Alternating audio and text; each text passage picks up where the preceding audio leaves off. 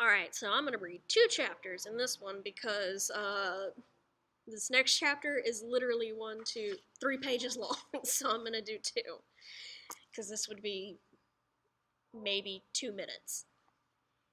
Okay, something new. As the days went by, Patsy charmed everyone who met her.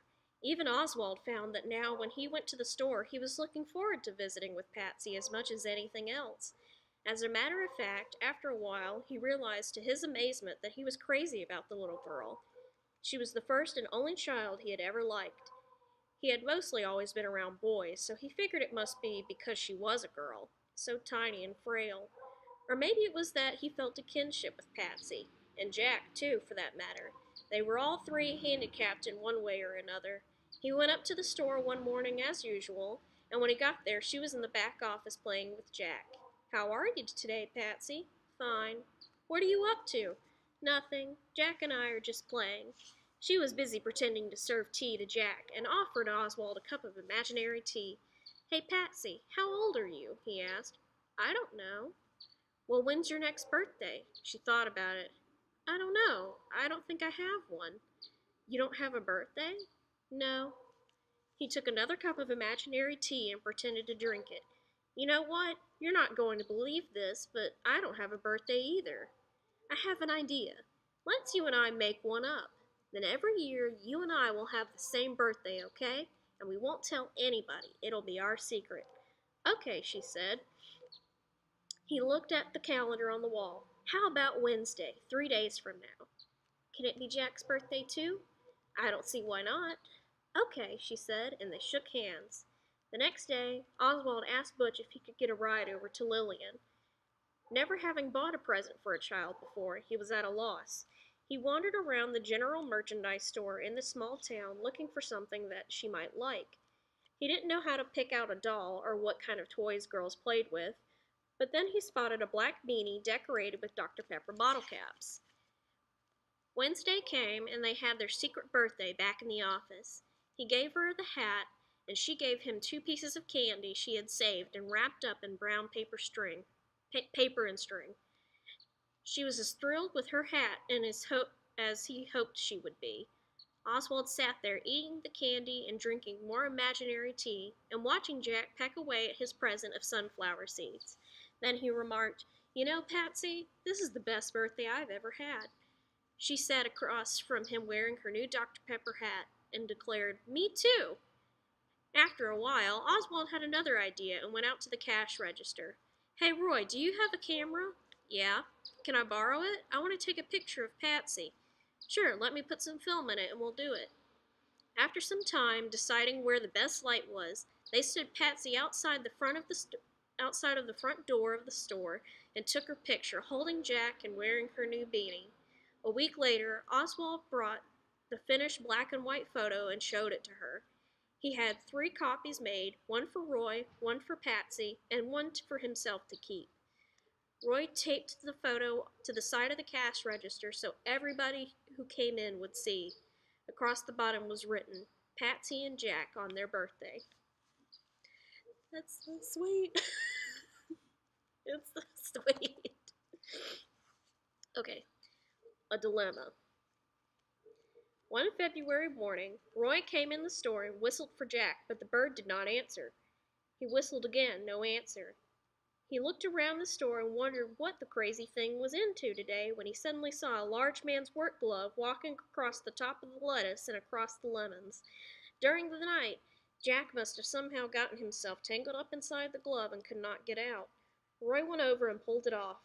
Jack was all ruffled up and mad. He must have been in there for hours. He shook his feathers and stomped all over the lemons and slipped in between the two of them, and Roy got even madder. He got even madder. Roy laughed at him. "You nutty bird, always getting himself in trouble." Last week he had caught him pecking holes in all the tomatoes, and later that day when Mildred had come in she had screamed bloody murder. "There's not one good tomato here," she said. "How can a person be expected to make a decent salad as long as that horrible little bird is around?" Jack responded by running around his wheel and ringing his bells, almost as if he were laughing at Mildred. Roy thought it was hilarious, but Mildred was not amused. Oswald had recently started getting up at daybreak and was usually down at the store by 7 to have a cup of coffee with Roy before going out on the river. But the next morning, Oswald seemed flushed and was already banging at the window at 6:30. Roy walked over and opened the door. "Oh, hell, let me in," Oswald said, and ran in the store. "What's the matter?" "Man, I'm in trouble," he said, holding up an envelope. "Betty, Mildred, Frances, and now Dottie Nivens have all asked me to this Valentine thing over at the hall, and I don't know what to do. Oh, man," he said, wringing his hands. "These women are going to drive me nuts." "Well, which lucky lady are you going to go with?" "It doesn't matter. Whoever I pick, the other three are going to be mad at me. If I were you, I would explain it to Frances and let them fight it out amongst themselves." After he left, Roy had to smile. Oswald was certainly the most unlikely Lothario he had ever seen. I'm going to go with that means, oh my god, Fabio. I'm going to go with Fabio instead, because I think that's what he means. Oswald could not have agreed with him more. He had never been asked out on a date in his life, much less by 4 women on the same night. Reluctantly, he explained the situation to Frances. As it turned out, all 4 had invited him because they wanted to make sure he would not feel left out and did not know the others had done the same, and so it was decided that all 4 women were to be his date. On Valentine's night, poor Oswald, wearing a red bow tie, and even though he was a terrible dancer, had to dance every dance. He waltzed with Frances to a sappy version of Dreamy Alabama, jitterbugged with Dottie Nivens, did some old tango thing with Mildred, and ended the evening being dragged around the floor by his 6-foot landlady to the tune of Goodnight, Sweetheart. Along the river, the Lost River Community Association newsletter. Oh, what a delightful evening was had by all who attended the annual Sweethearts Dance. The melodious tunes that had all of our toes literally dancing inside our shoes was supplied by the ever-popular Auburn Night Swing Band, and we were all mighty impressed by their musicality and wide range of repertoire, from the foxtrot to the jazzy idioms and interpretations of the bossa nova. But the highlight of the evening was the nimble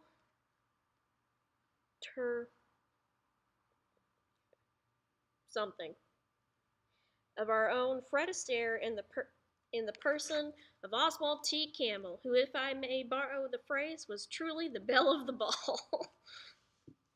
After Oswald read that first paragraph, and later when Roy and Claude started calling him Belle, he decided that all of the female attention was making him a nervous wreck. He had so many dinner invitations he had to write them down. He needed to get to an AA meeting fast. Butch Manich knew a lot of people in the nearby towns, so the next time Oswald saw him walking up the street, he stopped and asked him if by chance he knew anyone in AA. Butch brightened up. "Oh gosh, yes, I sure do. I know a man over in Alberta who belongs." "I didn't know you were in that, Mr. Campbell." "Yes," said Oswald, "but it's not something I'm particularly proud of, and I would appreciate it if you could sort of keep it under your hat. I don't want anybody else to know, especially Frances." Butch nodded and conspired in a whisper. "I understand completely, Mr. Campbell, and I don't blame you. But don't worry, your secret is safe with me. I won't say a word to anybody." Butch glanced around to see if anybody was looking, and quickly wrote a name and number down on a piece of paper. He looked around again to make sure no one saw him, and then slipped him the piece of paper on the sly. Oswald called the number that afternoon, and a man answered. "Is this Mr. Krause?" "That's me." "Mr. Krause, I was given your number by Butch Manich over in Lost River." "You mean Stick?" "Yes, sir." "Well, any friend of Stick's is a friend of mine. What can I do for you?" I understand you are in AA, and I wanted to ask you when the next meeting was." Mr. Krause told him there was a weekly meeting at 8 o'clock on Friday nights at the Knights of Columbus Hall in downtown Alberta, and to please come. We will be glad to have you. We were always happy to have new members. Where are you from?" "Chicago." Mr. Krause was impressed. "Ah, Chicago. I bet there are a lot of great meetings up there. We are just one small group over here. Are you a beginner, Mr. Campbell, or have you been at it for a while?" No, I'm not a beginner. I have a few years, but I haven't had been to a meeting in quite a while. And once you stop going, it's hard to start all over in a new town. You got that right, Mr. Campbell. You have to keep coming or you get out of practice. But don't you worry, we'll get you right back in the swing in no time. By the way, is this a men's meeting? Oswald asked. We have one or two women, but mostly men. Good, Oswald thought. It would be a nice break for him. Friday night, Butch said that he would be glad to drive Oswald over to the meeting. He had some people he needed to see anyway, so he drove there over before dark. Alberta was a small German farming community about 10 miles to the east, and the houses had almost a Bavarian look to them. Butch took him to the Elks Club, where he was a member, and introduced him to a few friends. Around 7:30, after they had eaten hamburgers at the lodge, Butch drove in downtown, parked on the side street, and furtively glanced around in all directions to make sure the coast was clear before he let him get out. I'll be back to get you in an hour, he said. Oswald asked if he could give him an hour and a half. Since this is my first meeting here, I'd like to try and get to know some of the fellows. No problem, said Butch. And don't you worry. Mr. Campbell, mum's the word. And with that, he sped off into the night. Oswald went inside the large Knights of Columbus Hall and found the sign that said Alabama AA, with the arrow pointing upwards. A heavy-set man in suspenders greeted him with a big beefy handshake and a pat on the back that nearly knocked him down. Mr. Campbell? Ed Krause, welcome to our little group. Oswald looked around the room. There were already 6 or 7 other friendly-looking men sitting in the chairs, smiling and nodding at him. Mr. Krause led him to a chair. What's your instrument, Mr. Campbell? Oswald looked at him, not sure what he had heard. I beg your pardon? It was only when he looked around the room again that he noticed all the men were pulling accordions out of cases beside each chair. Oh, no. When another man walked by with a big black case and carrying an armload of sheet music, Oswald suddenly realized he had walked into an Alabama Accordion Association meeting. He turned to the man and said, I tell you what, Mr. Krause, I believe I'll just listen tonight. My instrument of sword is on the blink. That's too bad. He said, oh, that's bad. That's too bad, said a disappointed Ed Krause. We're looking forward to a little new blood. Oswald went over to the corner and sat and listened. He sat through quite a few polkas and one pretty lively version of The Poor People of Paris before it was time for Butch to come and pick him up. Outside, Butch asked him how the meeting went, and he answered, just fine. On the way home, Oswald thought about it and wondered which was worse, being an accordion player or being an alcoholic. He figured it was a toss-up. He was sorry there were no AA meetings around, but Oswald figured he was doing pretty well just hanging out on the dock, meeting with the birds every day. It seemed to keep him calm, and it was certainly interesting. He was not bored. There was plenty of them to see. One day, when Oswald was sitting there on the dock, busy checking the birds, a great blue heron stared right back at him, and it suddenly occurred to him that they might be busy watching him as well. He wondered what they thought he was, and how they would identify him. His Birds of Alabama book had given him guidelines as to how to identify birds by size and color and by location. So he decided to look in the book to figure out what birds he would write down for him, what the birds would write down for him. He searched for himself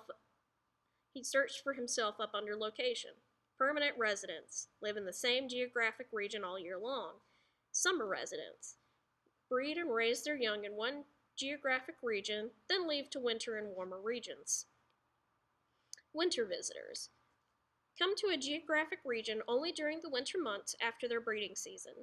Transients pass through a geographic region only once or twice a year during the spring or fall migrations. Accidentals, birds not expected in a particular region, therefore are surprise visitors. As he read on, he decided that according to the book, he was definitely a medium-sized, red-headed, non-breeding accidental. At least he knew that he was. At least he knew what he was, and it amused him to no end. He was a rare bird, after all. That actually wasn't that. No, still pretty short, but